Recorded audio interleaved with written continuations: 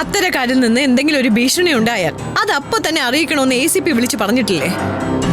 എന്നിട്ട് അതെന്താ വിളിച്ച് പറയാത്തെ? പത്മ, ഇത് സൂര്യയുടെ തീരുമാനമാണ്. ഡാഡി പറയുന്നത് കേട്ടാ ഇത് രാഷ്ട്രപതിയുടെ തീരുമാനം പോലെ ആണല്ലോ.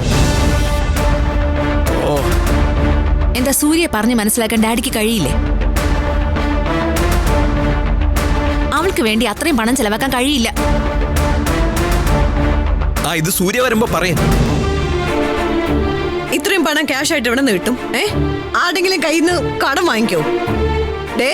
ഒരു കാര്യം ഞാൻ പറയാം, ഇന്ന് വരെ ഈ കുടുംബം മറ്റാരിൽ നിന്നും കൈ നീട്ടി കടം വാങ്ങിയിട്ടില്ല. ഒരു വിലയില്ലാത്ത അവൾക്ക് വേണ്ടി അത് ചെയ്യാനും ഞാൻ തയ്യാറല്ല.